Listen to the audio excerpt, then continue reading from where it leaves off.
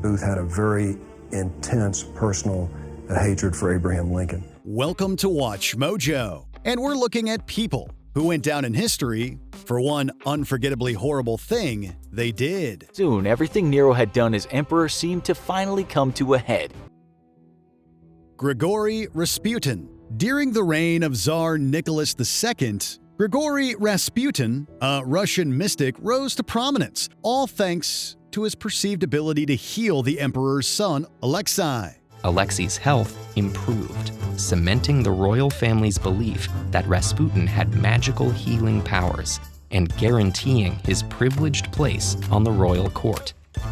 Today, we know that the doctors had prescribed aspirin, a drug that worsens hemophilia. That supposed power gained him deep trust, enormous influence, and plenty of enemies.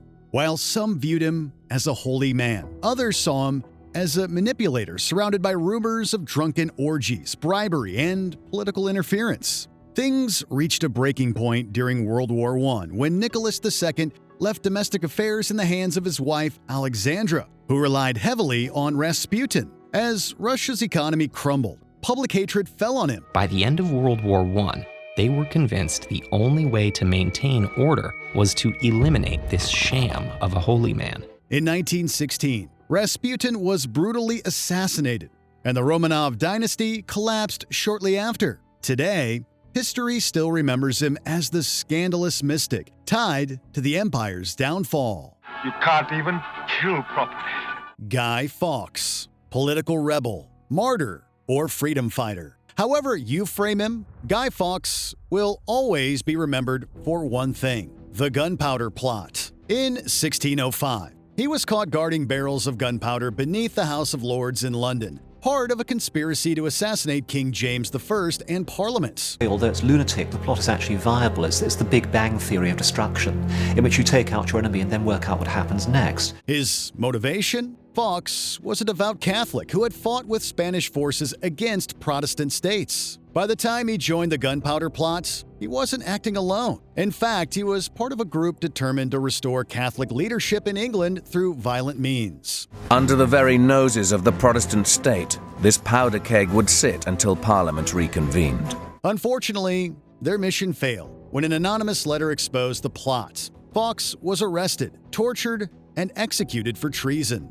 November 5th marks the failed plot and its most infamous conspirator. Remember the 5th of November, the gunpowder, treason, and plot. Captain Edward Smith. In 1912, the magnificent Titanic set sail, unaware of the disaster awaiting it in the Atlantic. Leading the voyage was Captain Edward Smith, a veteran mariner whose name is now forever linked to the tragedy. A year earlier, Smith had been involved in a major mishap while commanding the RMS Olympic. Despite that, he was chosen to captain the Titanic, and that streak of bad luck seemed to follow him. You got to be the captain of a ship such as the Titanic, not simply by being the best navigator or sea captain, but by having the social savoir-faire. Though high speeds were standard practice back then, when the luxurious ship sank, many blamed Smith. Critics argued that the ship had been traveling too fast, while others claimed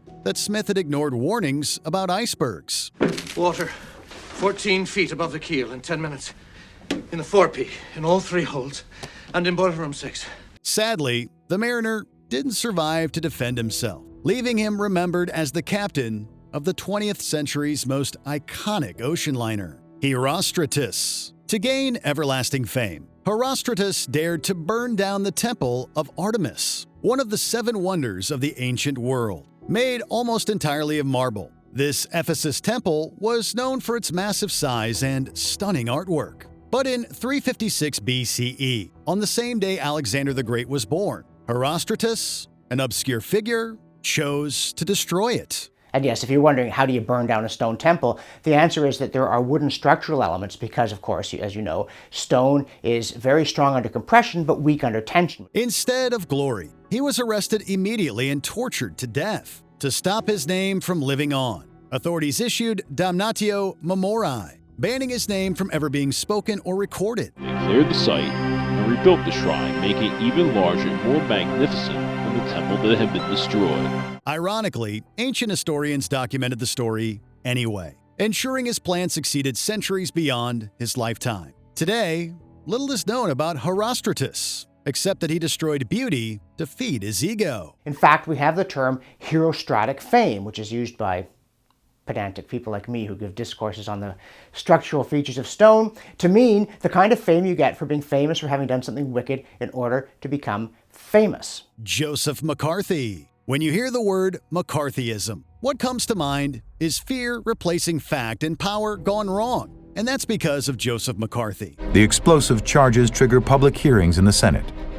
Live TV coverage provides millions of Americans with their first sustained look at the crusading senator and his bare-knuckle methods. Remembered as one of the consequential figures in American politics, he weaponized paranoia and destroyed lives. In the early 1950s, during the Cold War panic, Senator McCarthy claimed he had a list of communists infiltrating the U.S. military, government, and media.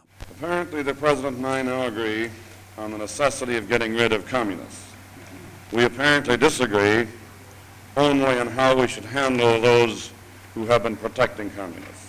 The problem? He rarely provided solid evidence. Accusations shifted, names changed, and careers were destroyed based on suspicion alone. Was he lying? Not entirely, since there were indeed spies, but McCarthy's methods were reckless and often unconstitutional. His downfall came during the 1954 Army McCarthy hearings, where his tactics were exposed. 6 months later, the Senate officially censures him.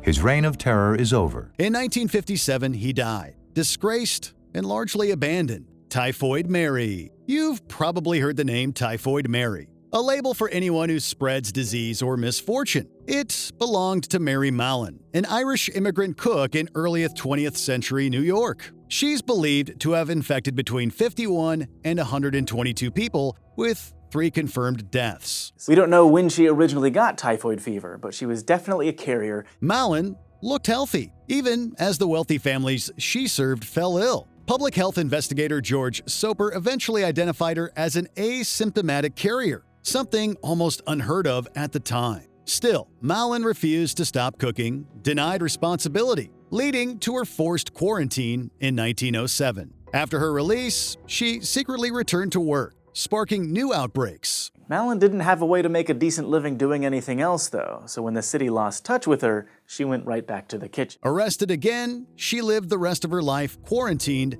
at North Brother Island, passing away in 1938 at age 69. Health experts still debate the ethics of how their profession treated Mary Mallon, but there's no doubting the long shadow she continues to cast as Typhoid Mary. Lee Harvey Oswald. Before the assassination of President John F. Kennedy, Lee Harvey Oswald was largely unknown. A former U.S. Marine, he had a history of drifting through life. He shoots on a rifle range 212, which means he qualifies for the second highest position in the Marine Corps, that of a sharpshooter. He was court-martialed twice, briefly jailed, and eventually discharged from active duty. At one point, he even defected to the Soviet Union. When he came to us and began to ask for asylum here so insistently, the first reaction was to refuse and not to give him permission to stay in the Soviet Union, let alone to give him political asylum. Then came November 22, 1963, which changed the way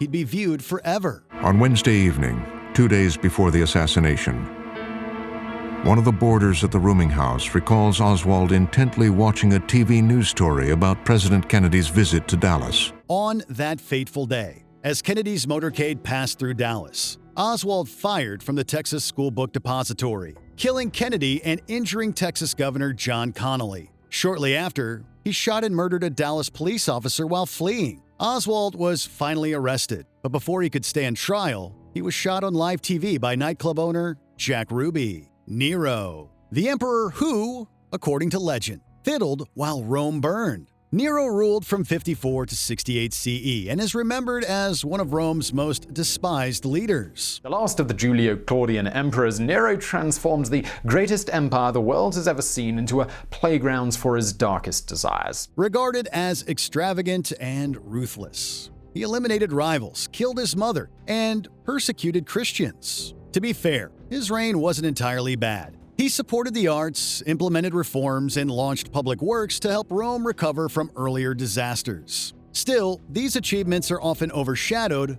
by his reputation. Not only is he viewed as the incompetent emperor who did nothing while Rome burned, but some even believe he started the fire. Over a total of nearly 9 days, 2/3 of Rome had burned to the ground. Declared enemy of Rome, he fled and has been portrayed in a negative light ever since. Emperor Nero died that morning, unloved and alone, a pariah to his people. John Wilkes Booth. All because he refused to accept emancipation and equality, John Wilkes Booth committed one of history's most devastating crimes. The President and Mrs. Lincoln saw him perform twice, both times in Ford's Theater.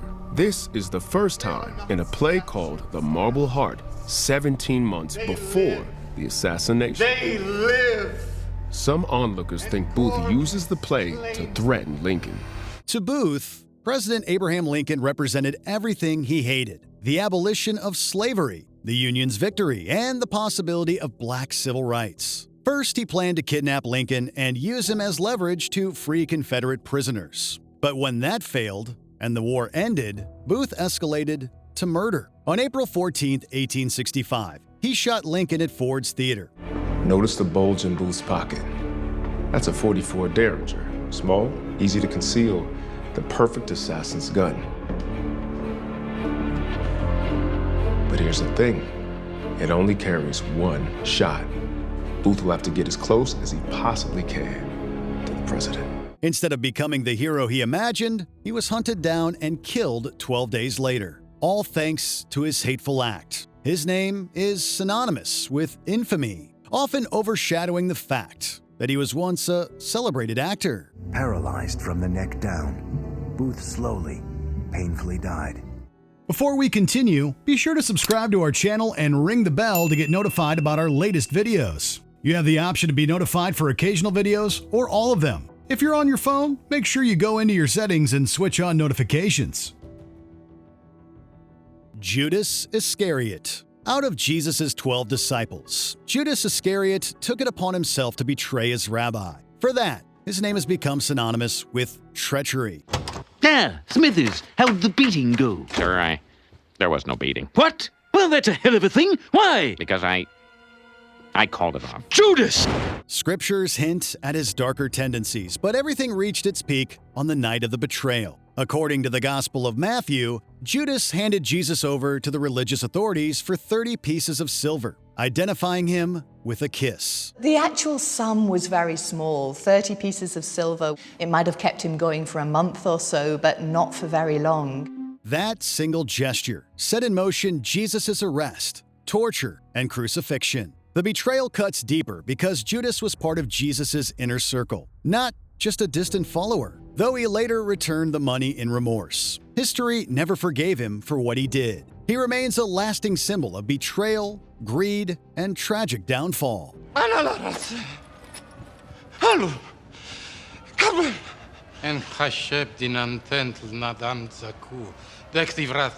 What other historical figures are remembered for one terrible thing? Drop a line in the comments section.